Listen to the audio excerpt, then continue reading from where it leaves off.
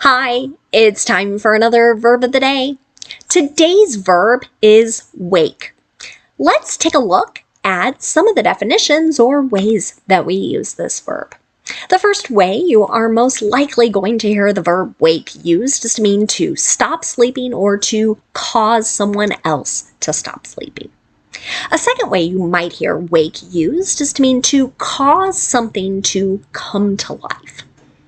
You should know that wake is an irregular verb. To make the progressive form of this verb, you need to drop the E and add ing to form waking. The past tense form of this verb requires a spelling change, so we're going to change the vowel A to an O and form woke. The participle form of this verb can be spelled W-O-K-E-N and is pronounced woken. Woken. Okay. Now, I'm sure there's a phrasal verb everyone knows, and that is wake up. Most commonly, this ties back to our first definition of the verb, so to stop sleeping or cause someone to stop sleeping. An example of this might be, when did you wake up today? You might hear this question used in different verb tenses, right? When will we wake up? Or when you might hear it with advice. When should I wake up? I know that's a question many parents hear from their children and teens as they kind of schedule things out. But there is a second way we can use wake up, and that means to become aware of something. An example here. Have you woken up to the fact you need to be on time to keep a job?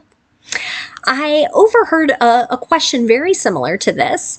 What I assume was a boss, a manager, a supervisor of some sorts, was talking to an employee, and it sounded like this employee had not been able to keep a job because they were continuing to arrive late. And this supervisor or manager was really trying to convey just how important this is to holding a job. So what this person was asking, are you now aware of how important it is? Let's continue using our verb of the day in a couple different verb tenses. Today we'll practice the imperative in the simple future using be going to. Let's start with the imperative.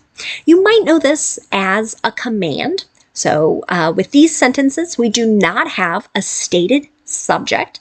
The subject is always implied. It's either you singular if you're speaking to or writing to one person, or it's you plural for two or more people. So in the affirmative, we can just begin the sentence with the base verb. So an example of this, wake us up before you leave. Okay, so we're telling someone to stop us from sleeping. Okay. Now, for some people, they feel like, gosh, that sounds rude. I don't want to be impolite. So we could always add the word please to the beginning of the sentence, or we could put a please at the end to kind of soften it. You only need one, though, and it's certainly not required. So based on who is talking to whom, it might be nicer or might be a nice touch, but it is certainly not required. Now, if you want to make a negative imperative, so here we're telling someone not to do a particular action, our structure will be to start with do not and then the base verb. You might also hear the contraction don't. That's in my example here. Don't wake us before 7 a.m. Okay, so here we've got that negative command. Right? Don't come into our room, don't make a lot of noise before this particular time. And again, if you're looking to use this structure and you're wondering, should I do this? We could always add please in the negative form as well. Now let's talk about the simple future using be going to. This form of the future is really common with plans. You might occasionally hear it as people make predictions as well. We do need to pay attention to our subject because our form of be is going to change. So if my subject is I'm going to use am, then going to, and the base verb.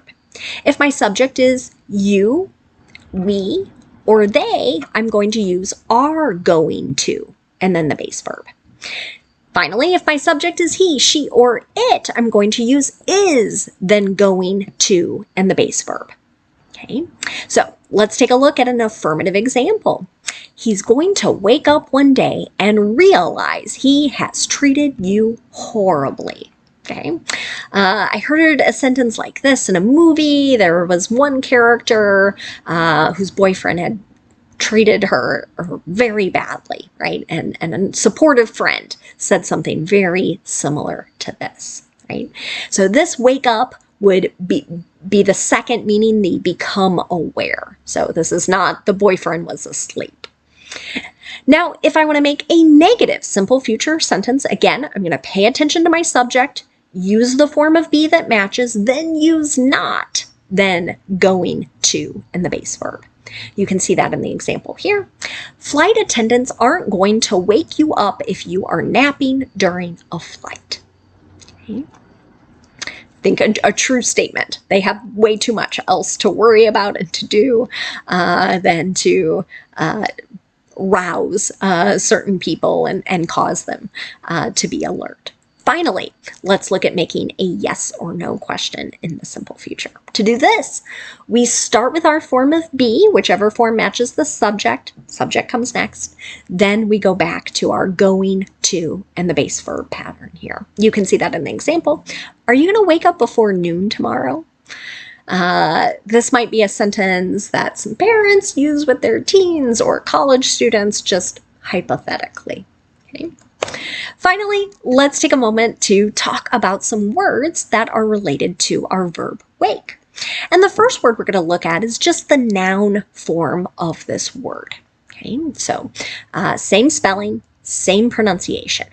The first way you might hear the noun wake used is to refer to kind of a ritual that occurs in some cultures after someone has passed away. So there might be a period of time for a vigil where family gathers, other friends, neighbors, etc. may stop by to express their condolences. Sometimes there could be food, but an example of this meaning in a sentence would be her mother's wake will be held on Sunday afternoon. Okay, so we're referring to that, again, vigil or ritual, kind of related to how we mourn. Not everyone or all groups of people use this particular word. You might also hear visitation. Sometimes those words are used closely. What happens in each might be a little bit different, but you get the general idea that someone is mourning or grieving the loss of another. A second way you can hear wake used is to refer to the trail of disturbed water or air that is generally left by a passing ship, a passing boat, or some other craft. So I've included a picture here, and hopefully you can see where my cursor is. This is this particular boat's wake right here. This is the disturbed water. So recently I was doing a bit of kayaking on a river where there were some much larger boats. My husband is a much more experienced and talented kayaker than I am. He gave me the advice, right? Avoid that boat's wake. Try and paddle away from that disturbed water, right? Because it was going to be very bumpy for me and my little kayak. A third way you might hear the noun wake used is to refer to sort of the aftermath of a particular event or perhaps the consequence of something. An example of this might be, the community has been cleaning up in the wake of the tornado. So here, this would be that aftermath in the period following. And many times this is used in sort of a negative way. So we might not say like in the wake of their wedding, right? Unless the wedding was really horrible, really awful, right? That's thought to be a happy and positive event. but you will hear wake used after really horrible events, natural disasters, and you might think of people's lives being a bit like this disturbed water. Another related word you might encounter is the adjective wakeful. So this can be used to describe someone or something that is unable to sleep, or we might be describing a time period where someone hasn't been able to get any sleep or very little. So an example of this might be, after so many wakeful nights, she started to try some different home remedies to help her sleep.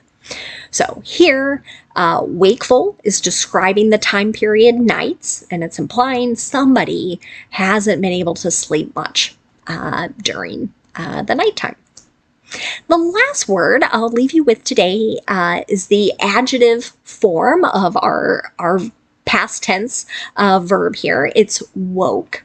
And you might hear and see this hear and see this adjective used quite often. So initially, this word was really meant to be that we were describing someone or some groups as being alert or aware to injustice. Right?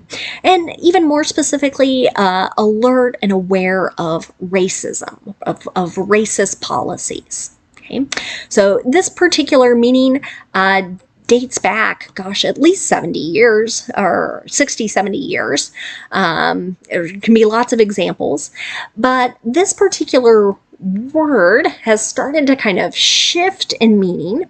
And I would say it's sort of sad in some ways that this word's meaning has been altered. And it's usually said in a very negative way by certain groups of people, by certain people with certain political ideologies or political beliefs. And they're using it as a way to express contempt for progressive policies, progressive ideas. And again, it is said in a kind of hateful way sometimes. So I chose one single sentence here. So again, we could go back 10, 20, 30 years, and someone asking you this question, do you consider yourself woke, would be very much more interpreted to being like, do you consider yourself aware of injustice? But now, I would say if someone uses that, again, they probably have a rather negative set of thoughts and beliefs connected to this. And so they might be doing it in more of a mocking or derogatory sort of way. So it's always kind of interesting how our language evolves and changes. And it's, I think, good to reflect on that. So I hope this verb video makes you a little more confident in using the verb wake. Thanks so much for watching. I hope you have a great day.